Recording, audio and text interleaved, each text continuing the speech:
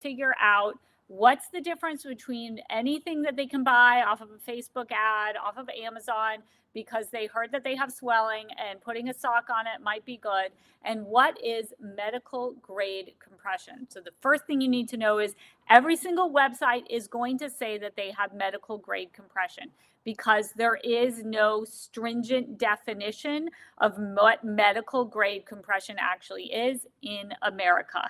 It's different in Germany, it's different overseas. Those words have weight. But here, anyone can call themselves medical grade compression. Any ad that they see on Facebook or online can tell them that all they need to do is pull a random sock over their leg, and all of a sudden they get the skinny legs they've been dreaming of. So the first thing to understand is there's a difference between the random thing you get on the internet and medical grade compression. And I like to talk about it using glasses.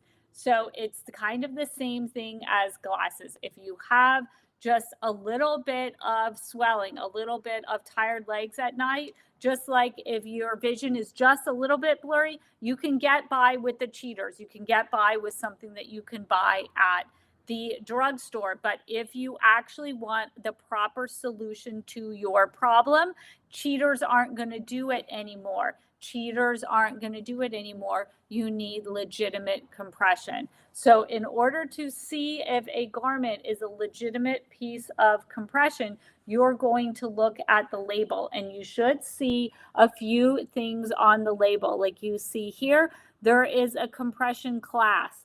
That is the millimeters of mercury that this compression for its size is going to deliver. And it needs to be a graduated compression. There needs to be more compression distally, less compression proximally, because we want the swelling to go up. We want the edema to go up. And then you will see a size. So you should also see a size. It's not whatever random size they can buy off of the internet. They need to be measured for the garment. This is a prescription garment. And if something is a prescription garment, it should be only given if you know that the leg itself can handle a prescription level of compression. So we have a test called the ABI, and that test is going to test to see if there's enough circulation in the legs, if they don't have any arterial issues, that if you add compression on to an already impaired arterial circulation will cause big problems with their circulation. So they need to have that ABI test before they can get into some medical grade compression. So do not, please, just tell someone to go over the internet and find something that they think can help them, because they may have circulatory issues that we don't know about. And number two, because they will come into the lymphedema therapist with hundreds of dollars of stuff that bags and bags of stuff that they have bought off the internet, a very convincing Facebook ad, and none of it will work. And the compression garment will never work if it is folded up neatly in their drawer. The compression garment can only work if it's actually on their limb. All right. So I've convinced you of buying a proper compression garment. Let's talk about some issues you may hear the clients when they're first getting their compression garments. They may see a lot of issues with the compression garment the second that they get it, think that it's the wrong size, that someone measured wrong, it doesn't fit correctly. A lot of these can actually be because they have not actually washed the garment and worn it in a little bit. If you get a good company and you're in a made-to-measure compression garment, they will have some kind of a grace period for a potential inaccurate measurement. So you don't have to go rushing back the day after and say, I don't think this garment actually works. They want you to wash it. They want you to wear it a few times, really see if that garment is incorrect fit, or if maybe it just needed to be washed and worn a few times before it actually started to fit correctly. If someone is getting a ready-to-wear compression stocking, they don't wear that ready-to-wear compression stocking that they bought, they opened up off of a package because they found their proper size. This stocking is only for the day. It's actually made to work best while they're exercising. So the walking, the calf pump is actually what's going to help this garment work. It's not going to work at night. If they're just lying flat, it may be too much compression for them. There's a separate night garment if they have so much edema that they need garment for the day and the night. That should be two separate garments for them.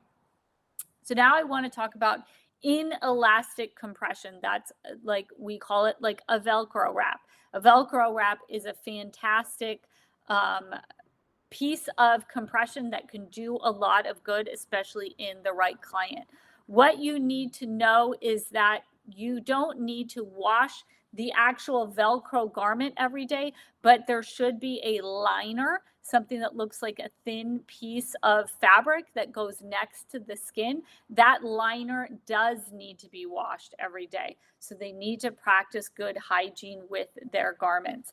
And these garments, the socks themselves, need to be washed regularly. Treat this like any other piece of clothing that you have against your body. Wash it regularly.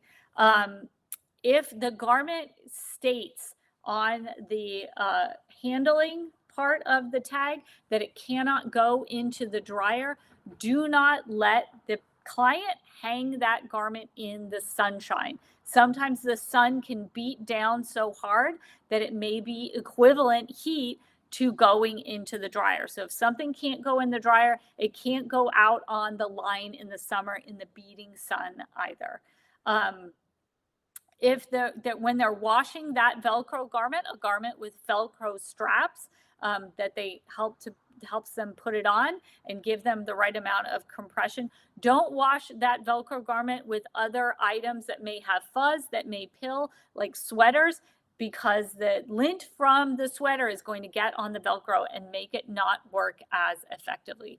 Velcro garments, especially the trim to fit Ferro wrap, is a inelastic compression, and it's really good garment for someone who's reducing in size. So someone who has swelling that's going through a reduction, that the limb is going to get smaller, and especially for people, if you're putting some of your clients on GLP-1 receptor agonists. If your clients are going on a GLP-1 receptor agonist and they're going to reduce that limb by adding the inelastic compression because they have edema in that leg, and you anticipate that they are going to be losing over 20% of their limb volume, the trim to fit Ferro wrap is really the best choice for them, because they can trim, you measure the leg and they trim the garment so it fits. And then as they get smaller, you can continue trimming the garment so it can get smaller and smaller and get to be the right size as they're reducing. A really great option if someone is going to reduce more than 20% of that limb volume.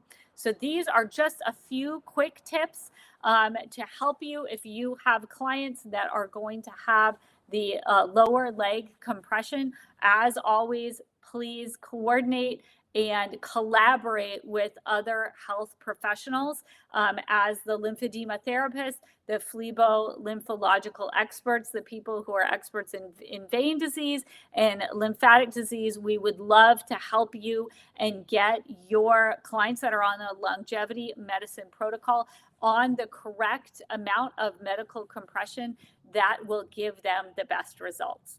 Thanks, and have a great day.